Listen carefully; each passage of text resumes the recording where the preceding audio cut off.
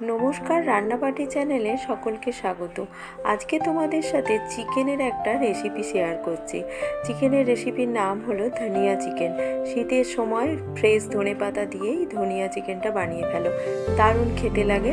তার জন্য প্রথমে ধনেপাতা ভালো করে মিহি করে পেস্ট করে রাখলাম, আর কড়াইতে সর্ষের তেল গরম করে গোটা গরম মশলার মধ্যে দিয়েছি দারচিনি, শুকনো লঙ্কা, তেজপাতা ফোড়ন দিয়েছি। এবার ঝিরি করে কেটে রাখা পেঁয়াজটা সর্ষের তেলের মধ্যে ভাজার জন্য দিয়ে দিলাম। এখানে গরম মশলাতে লবঙ্গ আর ছোটো এলাচটা দিইনি, কারণ ধনেপাতার সাথে ওই গন্ধগুলো ঠিক ভালো লাগে না তাই। আর দেখো, এদিকে আমি একটু আদা আর রসুনটা ভালো করে শিলনোড়াতে বেটে নিচ্ছি। কারা কারা এখনও শিলনোড়ায় মশলা করো আমাকে জানিও। এবারে অল্প একটু চিনি দিয়ে দিলাম কালারের জন্য।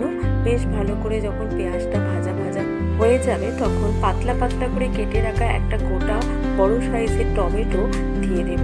আমি এখানে ওই 500-600 গ্রামের মতো চিকেন নিয়েছিলাম, সেই পরিমাপেই পুরো রান্নাটা করছি। তো তোমরা যেরকম পরিমাণে চিকেন নেবে সেই অনুযায়ী সমস্ত কিছু মশলাগুলো দিও। ব্যাস, টমেটোটা দিয়ে একটু ভাজা হওয়ার পর আদা আর রসুন বাটাটা দিয়েও বেশ ভালো করে মশলাটা অনেকক্ষণ ধরে কষিয়ে নেব। তারপর এই মশলা কষানোর সময় অল্প একটু ধনেপাতা বাটাটাও দেব, তবে পুরোটা দেব না। অল্প একটু ধনেপাতা বাটাটা দেব যাতে মশলার মধ্যে ধনেপাতার গন্ধটা ভালো রকম আসে। ধনেপাতা দিয়ে ভালো করে যখন মশলাটা কষানো হয়ে যাবে তখন কয়েকটা ঝালের জন্য কাঁচা লঙ্কা দিয়ে দেব, আর ফেটানো টক দই দিয়ে মশলাটা আরও বেশ খানিকক্ষণ কষিয়ে নেব।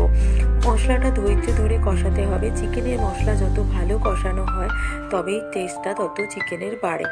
মশলা কষিয়ে যখন দেখবো তেল ছেড়ে দিয়েছে তখন এবার ধুয়ে রাখা চিকেনটা আমি দিয়ে দেব। আমি চিকেন আগে থেকে কোনো রকম ম্যারিনেট করিনি, শুধুমাত্র ভালো করে ধুয়ে রেখেছিলাম, ভিনিগার অল্প একটু দিয়ে ধুয়ে নিয়েছিলাম যাতে কোনো রকমের গন্ধ না থাকে চিকেনে।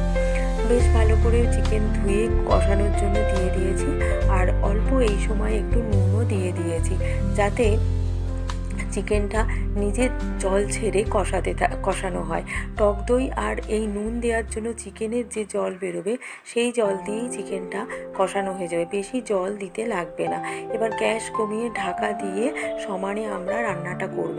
এখানে সেইভাবে কোনো রকম জল ইউজ করতে লাগবে না। যদি তোমাদের মনে হয় যে একটু জল দিতে হবে সেক্ষেত্রে গরম জল অল্প করে কষানোর সময় ব্যবহার করতে পারো। বেশ ভালো করে যখন চিকেন কষে তেল ছেড়ে দেবে এবং চিকেনটা নরম হয়ে যাবে, একদম শেষে ধনেপাতা বাটাটা দিয়ে আরও খানিকক্ষণ কষিয়ে নিলেই এটা কষা খেতেই ভালো লাগে। তাই একদম কষিয়ে নিয়ে কষা করে রাখবে, খেতে খুবই ভালো লাগবে। আর কোনো রকম গরম মশলা এখানে দেব না, শুধুমাত্র একটুখানি দারচিনি বেটে শেষে দেব। খেতে খুবই ভালো হয়, পরোটা লুচির সাথে দারুণ লাগে। শীতকালে অবশ্যই একবার বানিও। শীতের ফ্রেশ ধনেপাতা দিয়ে এই রেসিপিটা রাতে যদি ডিনারে বানাও খেতে খুবই ভালো হবে। ভালো লাগলে লাইক, কমেন্ট, শেয়ার করো, আর আমার চ্যানেলটা সাবস্ক্রাইব করে আমার পাশে